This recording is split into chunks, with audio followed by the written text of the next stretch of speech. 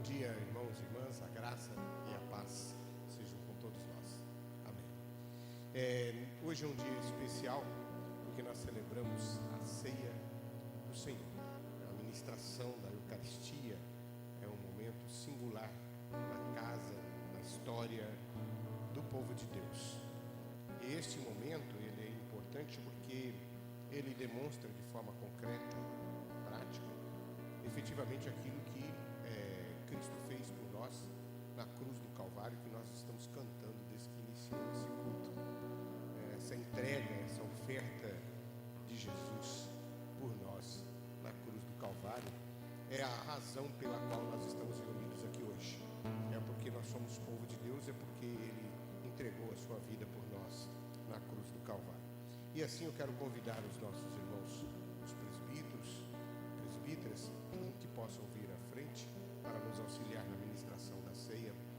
Nosso irmão Davi está com dificuldade de locomoção. Convidar nosso presbítero Germano para que nós nos auxiliar, ou Dilton, quem estiver mais. Germano está ali, né? Pode ser. Nos auxiliar nesse momento.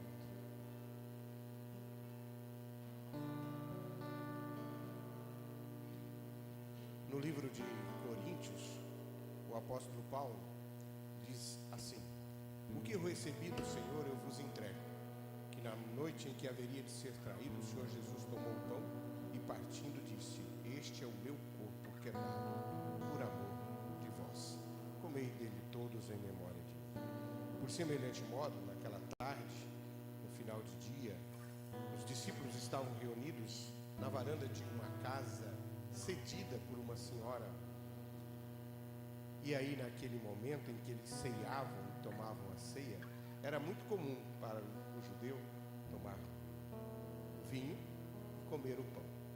Então, aquele momento era um momento singular e, ao mesmo tempo, muito comum para os judeus. E o que Jesus Cristo estava fazendo era tomando um café com os seus discípulos, mais ou menos como se a gente fizesse hoje.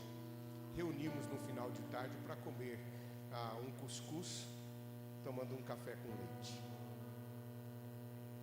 E esta ceia histórica foi o último encontro de Jesus com seus discípulos. Foi o último momento que eles estiveram para estarem juntos.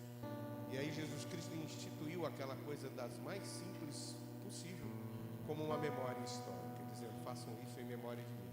E ele diz: então, até que eu volte, vocês vão participar desta mesa, lembrando o que eu fiz por vocês e o que eu haverei de fazer por vocês. Por isso esse momento é tão singular, tão significativo. E graças a Deus, na Igreja Presbiteriana Independente, as crianças participam desse momento, direcionada pelos seus pais, justamente porque fazem parte da história de fé dos seus pais e que nesse momento podem celebrar e participar da mesa do Senhor. Assim nós convidamos a igreja, todos aqueles que estão conosco hoje, que acreditam em Jesus Cristo, que o reconhecem como seu único Senhor e Salvador, a participar nesse momento desta ceia, tomando o cálice e comendo pão e sendo espiritualmente alimentados por essa presença espiritual de Jesus em nosso meio. O pão é pão, o cálice é o cálice, não é o corpo e nem o sangue de Jesus. Mas nós cremos que a presença espiritual de Jesus aqui faz com que estes elementos simbólicos alimentem as nossas almas, alimentem os nossos espíritos. Portanto, vamos orar nesse momento, consagrando esses elementos, e ao término desta oração, enquanto entoarmos uma canção, todos nós somos convidados a vir até a frente e participar da mesa do Senhor. Convidar o nosso irmão presbítero Germano para que dirija essa oração de consagração dos elementos.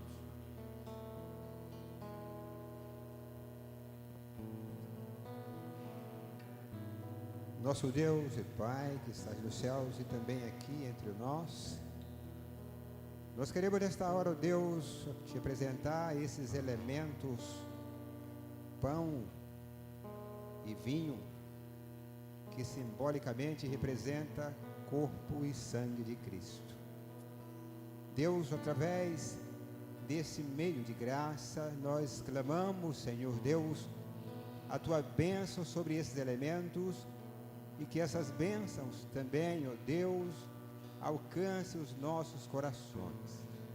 Senhor, Deus querido, Deus amado, obrigado por esse momento, Senhor, em que nos reunimos em torno da mesa do Senhor. E que através, ó Deus, do Teu Espírito Santo, Tu esteja alcançando cada coração aqui presente, nos abençoando no nome de Jesus. Amém. Participemos da mesa do Senhor.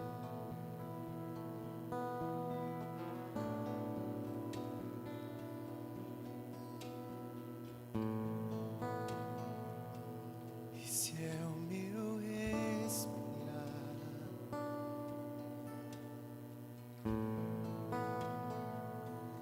Esse é o meu respirar. Teu Santo Espírito vivendo em mim.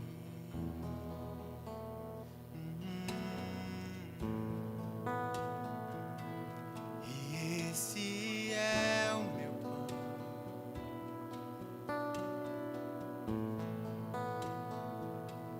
E esse é o meu pão. Tua vontade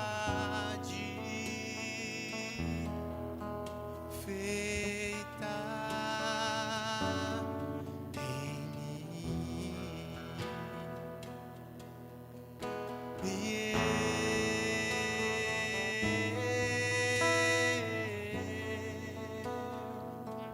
Eu nada sou sem ti, Jesus.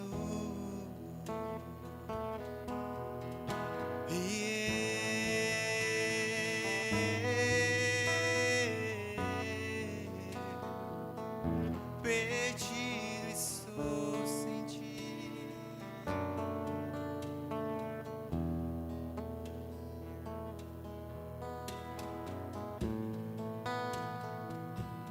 Esse é o meu respirar.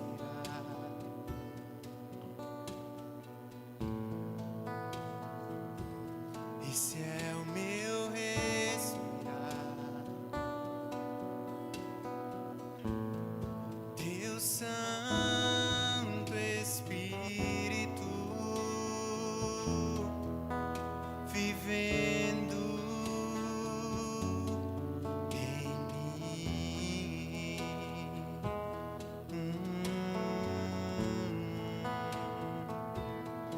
E esse é o meu pão, Senhor, Tu és. E esse é o meu pão. Tua vontade feita em mim.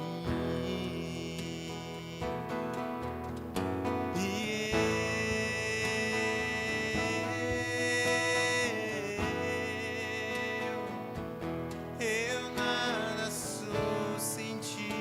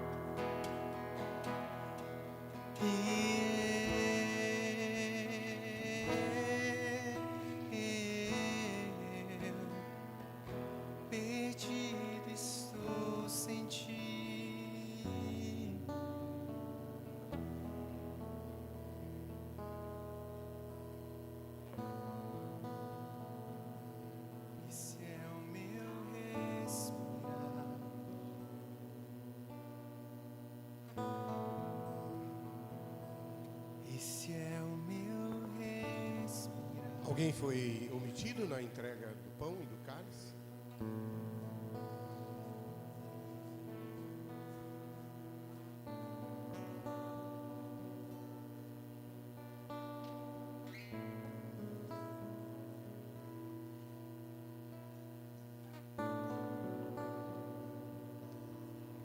Tivemos um grato problema hoje. Graças a Deus por isso. Aí os presbíteros vão tomar ceia por intinção.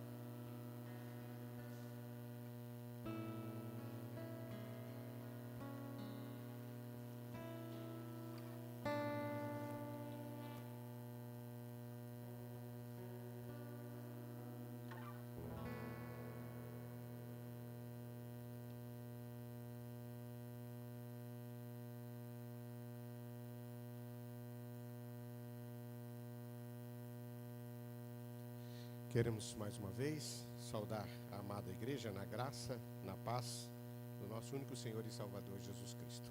Amém? Eu estava me referindo ao grato problema que faltou o vinho, os elementos, né? Isso é bom. Prevemos uma coisa e Deus pensou outra. Então isso é muito bom. É bom que o corpo de Cristo esteja repleto, as pessoas estejam presentes na casa de Deus. Eu quero convidar todos os presentes a abrirem as suas Bíblias no livro de João, no versículo 17. Vamos ler do capítulo 17, e vamos ler dos versículos 11 ao versículo 19.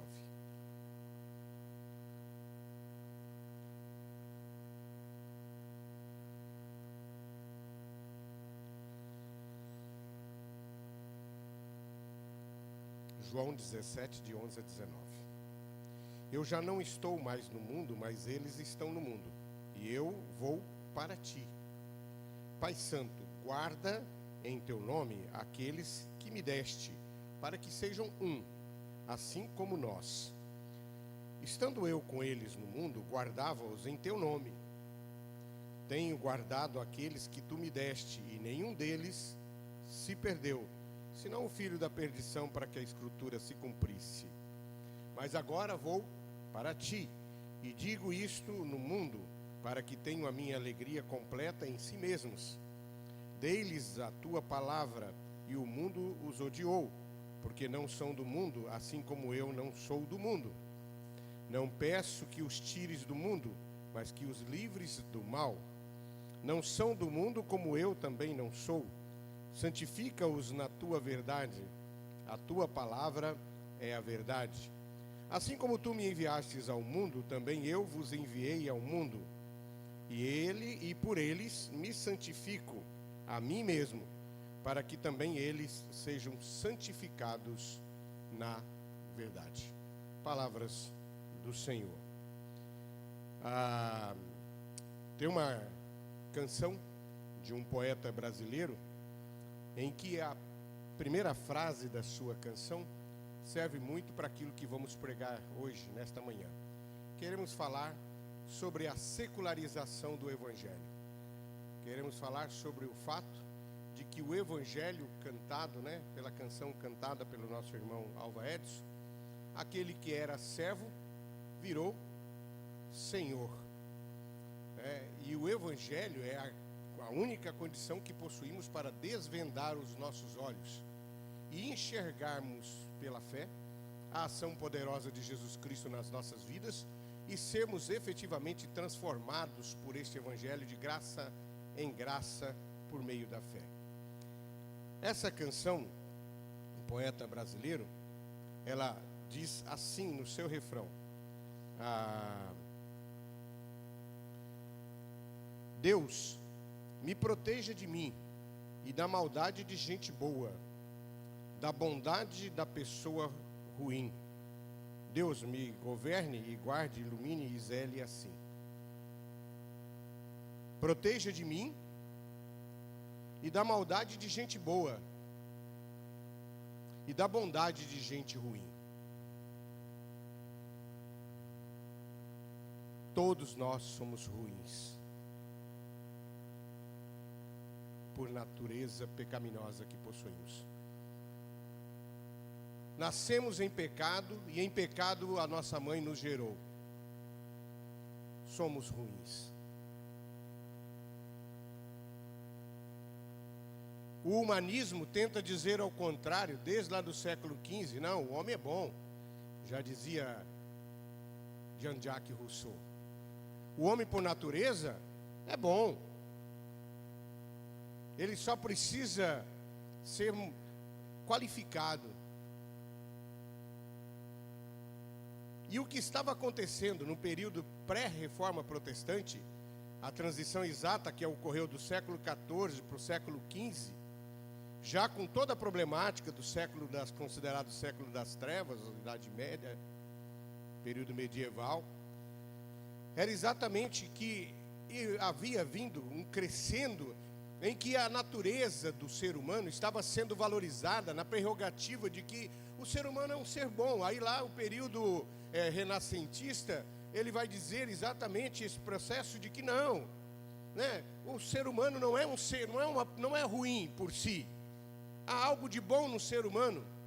E quando isso vem para dentro da teologia, quando isso vem para dentro principalmente do cristianismo, de uma forma extremamente perigosa, lá no século XIII, com São Tomás de Aquino, que ele vai chamar do poder latente da alma, quando ele vai dizer que o ser humano, quando cai, não cai em plenitude, cai parcialmente. Fica com ele a sabedoria, algo que ele pode chegar até Deus e decidir pela escolha de seguir a Deus. Este conceito do poder latente da alma, de que o ser humano pode decidir por Deus, pelos seus próprios méritos, vai criando o corpo em processo histórico dentro da igreja cristã, configurando-se pelo pietismo num princípio de dizer-se que a pessoa tem por si condições de chegar até Deus e reconhecer Deus como seu Salvador. Isso está na magna palavra de dizer: eu aceitei Jesus como meu Salvador. Não. Você não aceitou Jesus. Jesus te aceitou primeiro. O Senhor te salvou e me salvou como nós éramos ainda pecadores. Nós não somos dignos de sermos chamados filhos de Deus. Fomos gerados em pecado. Temos a natureza pecaminosa em nós. E este é o único caminho para que nós possamos reconhecer Jesus como nosso Salvador.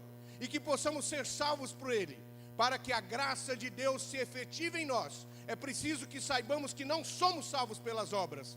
Que não há em nós nenhum merecimento, que não há em nós nenhuma meritocracia, que não há em nós nada que possamos entregar a Deus para dele receber em troca.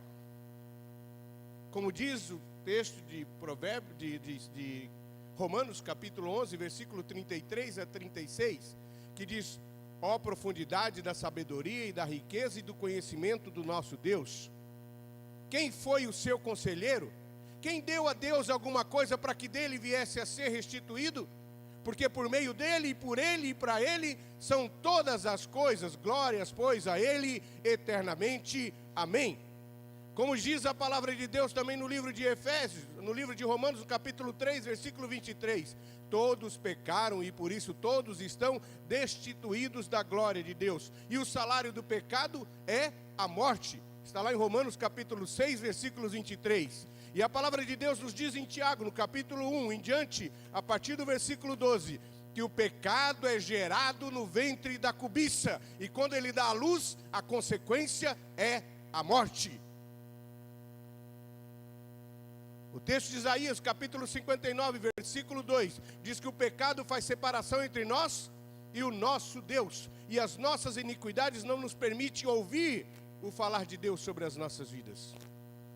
Mas só que, irmãos, este movimento lá do século 13, do poder latente da alma, foi passando gradativamente e foi fortemente ressuscitado na década de 30, no século passado, do século 19, por um líder americano chamado Kenyon, com uma teologia chamada teologia do pensamento positivo, ou teologia da palavra positiva, ou chamada teologia da prosperidade,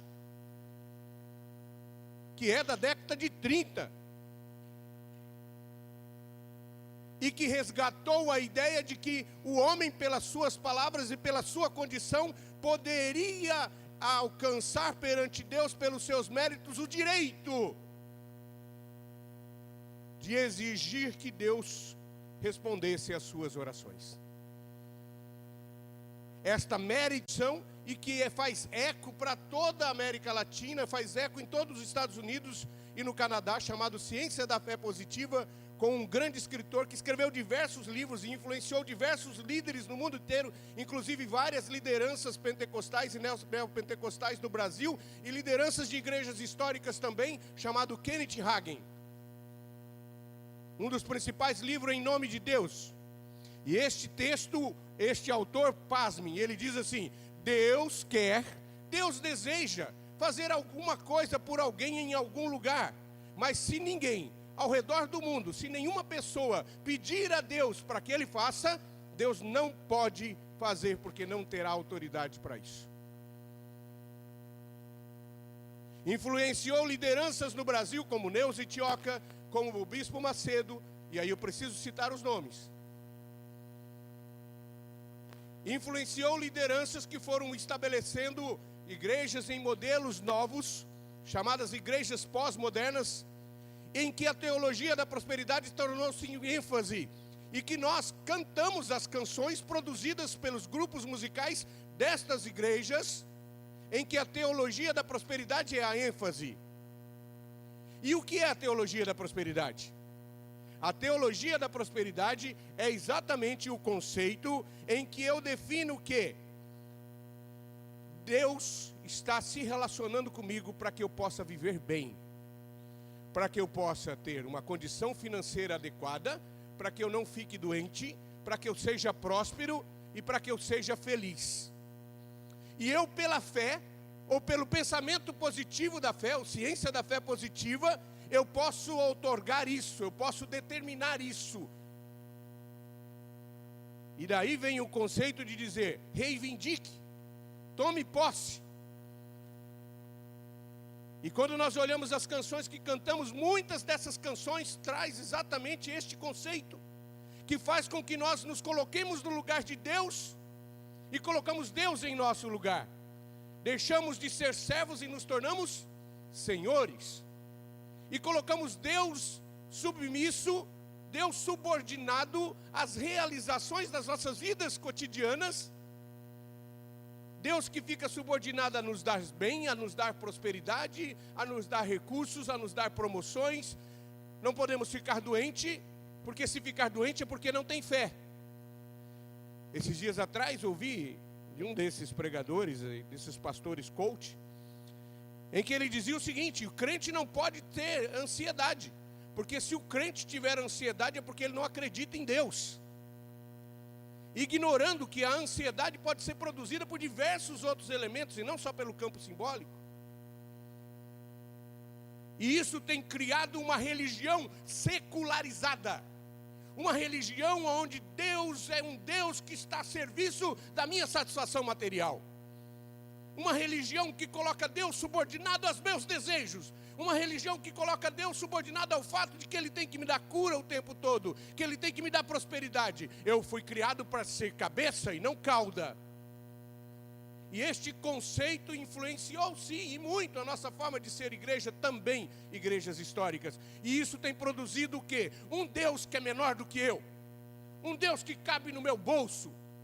Um Deus que é subordinado às minhas vontades. Um Deus que é subordinado aos meus desejos. Um Deus que é subordinado aos meus interesses. Um Deus que é subordinado a me produzir cura, benefícios pessoais, bens materiais. E aí nós vemos os crentes vivendo um padrão de vida completamente diferente do que o Evangelho de Jesus Cristo ensina.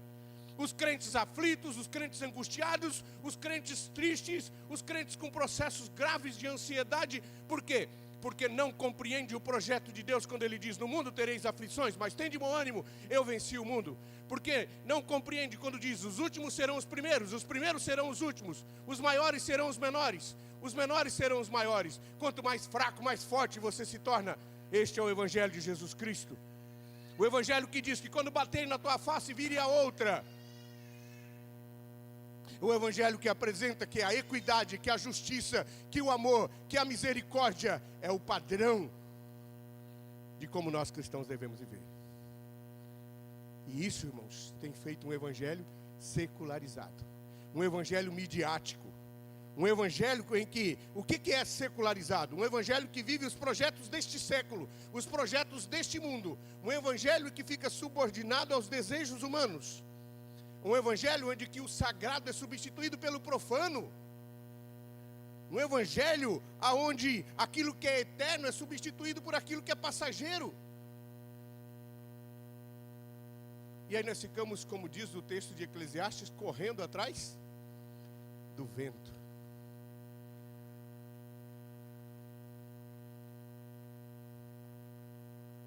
Mas quando Jesus Cristo pregou aquele duro sermão nas portas do templo, e as pessoas foram indo embora, uma a uma, e ele chegou para os seus discípulos e disse assim: e vocês? O que vão fazer agora? Pedro prontamente respondeu: Senhor, para onde nós iremos? Quem nós vamos buscar? Se só Tu tens palavras de vida eterna. A Bíblia diz que o Senhor estará conosco em qualquer dor que nós passarmos. Mas ela não diz que nós não passaremos por dores. Não diz que nós não passaremos por dificuldades. Não diz que nós não passaremos por limitações humanas como as outras pessoas passam. Mas ela diz que nós não estaremos sozinhos. Ela diz que se as nossas lágrimas durarem uma noite, o Senhor enxugará as nossas lágrimas pela manhã. E ela diz: se enfrentarmos um problema que supera nossas próprias vidas, estaremos na eternidade com o Senhor Jesus Cristo. E é essa eternidade que deve mover os nossos corações. O Jesus que nós estamos falando é o Jesus que morreu na cruz do Calvário, mas que não está lá, porque o túmulo dele está vazio, porque ele ressuscitou ao terceiro dia, de forma poderosa, através do poder do Espírito Santo, onde ele haverá de voltar para buscar os vivos e os mortos. E todos nós seremos confrontados com esse Deus, e os nossos joelhos terão que dobrar, e a nossa língua terá que confessar que Ele é Kyrios eleison, Ele é o Senhor, porque antes que tudo existisse, Ele já era o Senhor, e quando tudo terminar e não existir mais, Ele continuará sendo o Senhor das nossas vidas. E é esse Deus que nós precisamos reencontrar, é esse Cristo que nós precisamos reencontrar, é esse Cristo que nós precisamos nos relacionar, um Cristo que produz vida eterna, um Cristo que faz que, independente da circunstância que nós passarmos, nós estaremos diante de um Jesus que nos ama de uma forma escandalosa, de uma forma maravilhosa. Esse discurso não enche templos, mas enche o céu. E nós não temos que ficar adeptos do pragmatismo de resultados numéricos. Nós precisamos pregar o Evangelho de Jesus Cristo, que as pessoas sejam transformadas por Ele, para que aquele que temia não tema mais, porque sabe quem é o Senhor que serve, sabe quem é o Senhor que adora. Para quem nós iremos, se só Tu tens palavras de vida eterna? Precisamos superar o pragmatismo. Precisamos superar a ideia do secularismo que coloca Mamon no lugar de Deus. Ah, mas pastor, o senhor está dizendo que eu não posso ser próspero? Não, pelo contrário. O senhor está dizendo que eu não posso ter bens dessa terra? Não, não tem problema nenhum. O senhor está dizendo que eu não posso ter condições financeiras boas e morar bem e ter um bom carro? Não, não estou dizendo nada disso. Eu só estou dizendo que nós não podemos colocar nisso os nossos corações. E não podemos colocar nisso a razão da nossa vida. Não podemos colocar nisso o sentido da nossa existência. Não podemos nos apegar às belas flores e os passarinhos deste mundo, porque todos eles passarão. Os nossos carros ficarão aqui, os nossos bens ficarão aqui, as nossas casas ficarão aqui, os nossos diplomas ficarão aqui, e tudo que temos, e o nosso corpo será enterrado como o pó volta para o pó. Mas a eternidade está garantida, porque o Filho de Deus não teve por usurpação ser igual a Deus, antes deixou o céu e aniquilou-se a si mesmo, assumindo forma de homem, e como homem morreu até na cruz, porque Ele te amava de uma forma maravilhosa, como ama até hoje. E quando Ele estava lá na cruz do Calvário, Ele já te conhecia, Ele sabia o seu nome, sabia das suas dores e das suas necessidades, e Ele disse: filho meu, não amedronte o seu coração, pois a proposta que eu tenho para ti é eterna. Então, se nós queremos viver uma experiência de vida em que, independente da circunstância que estejamos vivendo, consigamos ter paz, vamos encontrar esse Jesus de Nazaré, esse Filho de Deus encarnado que morreu na cruz do Calvário. Se tudo me faltar, não faltará a salvação eterna. Precisamos ensinar os nossos filhos este projeto do reino. Precisamos ensinar para que os nossos filhos saibam que o que vale a pena na vida é viver para o Senhor. E que se vivermos para o Senhor, as outras coisas serão acrescentadas. Este evangelho da prosperidade tem produzido uma quantidade imensa de pessoas emocionalmente enfermas.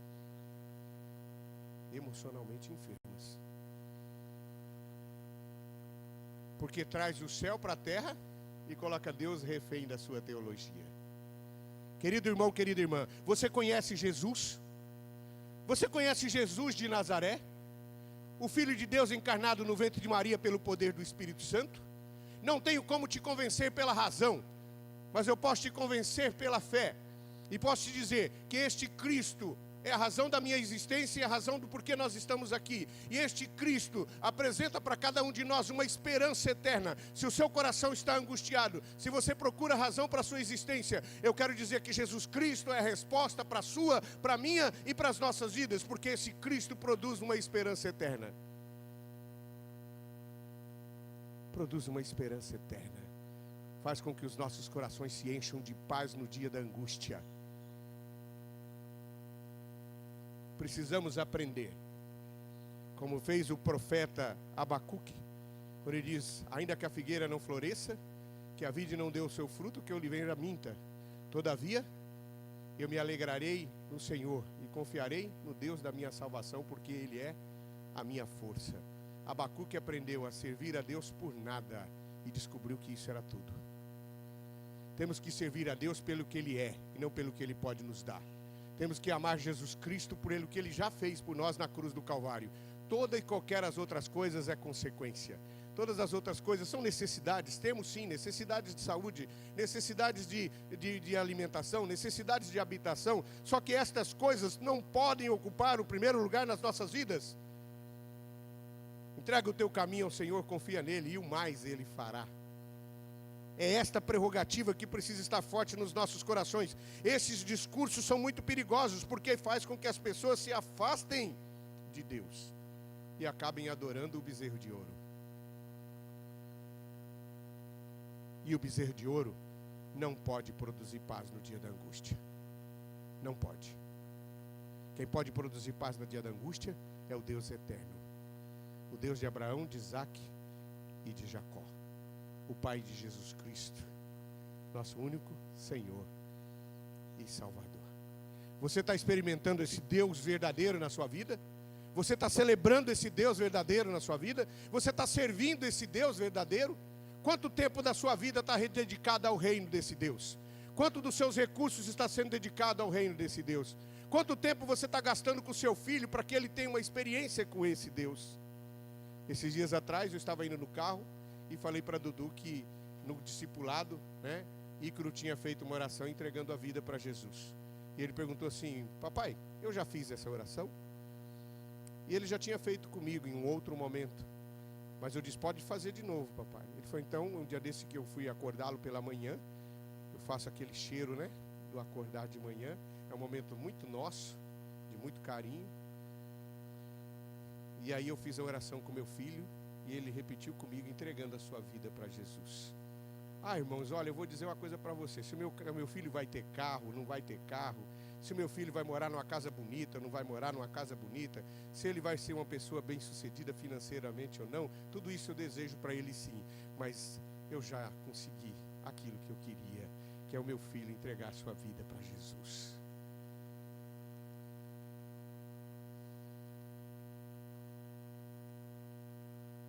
Você já orou assim com seu filho? Já orou assim com o seu neto? Você mesmo já fez essa oração? Senhor Jesus, eu te reconheço como meu único Senhor e Salvador. Eu te amo. Tu és o Senhor da minha vida, a razão da minha existência. Não vamos permitir que a teologia da prosperidade secularize. Lembra quando a gente era menino? Lá no início da década de 80, e eu concluo aqui a minha fala, Lucas não deve ter ouvido isso, né? Fernandinho também não, Levi não, né? Dudu com certeza não, mas os outros aqui ouviram, quando a gente ouvia dizer assim: olha, o mundo está entrando na igreja. Lembra dessa frase? Aí as pessoas estavam achando assim, né, que o mundo ia entrar na igreja pela porta da frente, né? E todo mundo ia perceber, né, que ele estava entrando e etc. E aí eu digo, irmãos, o mundo entrou na igreja por aqui, ó, pelos púlpitos. Entrou por aqui, ó, pelas músicas, e fez com que o cristão achasse que tem mérito perante Deus, achar que Deus tem alguma obrigação com ele. Transformou Jesus em Mamon, o Deus do vil metal. Transformou o evangelho num evangelho secularizado, que não produz paz, que não produz vida, que não produz salvação, que não produz esperança, mas produz angústia, produz medo, produz insegurança, porque Deus fica menor do que você, e ao invés dele ser Senhor, ele vira servo. E se Deus fosse servo de mim, e se Deus tivesse dado na minha vida tudo que eu pedi para ele, hoje eu estaria com a minha vida completamente destruída.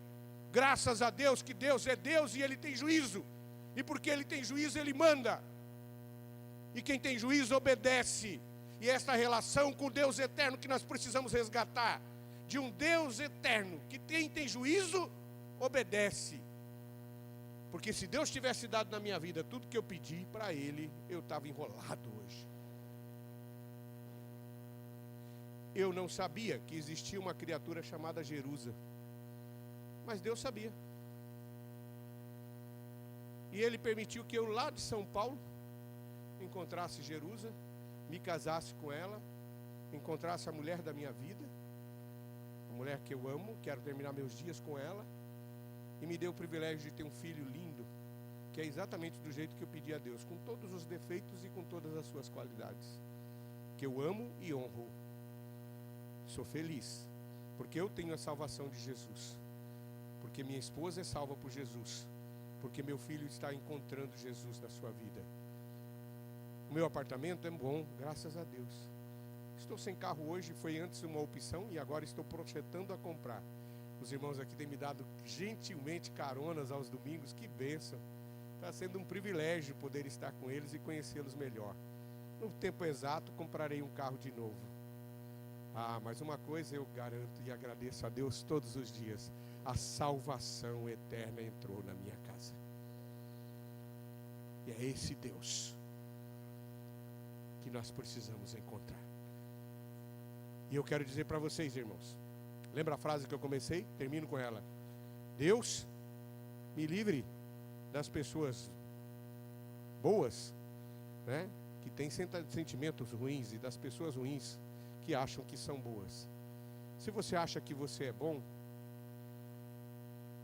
arrependa-se disso. E entregue a sua vida a Jesus Cristo. Porque bom é só o Pai que está no céu. Miseráveis que somos, colocados na mão de um Deus eterno, somos salvos para a eternidade e resgatados para viver com Ele para a eternidade. Isso sim é vida. Isso sim é esperança. Isso sim produz alegria. Que Deus nos abençoe. Que Deus faça com que nós possamos resgatar o verdadeiro evangelho, não é isso, Alvo? Que desvenda os nossos olhos. Que Deus possa fazer com que nós cada dia o amemos mais, nos apaixonemos mais por Ele e possamos servi-lo de forma cada vez melhor. Em nome de Jesus.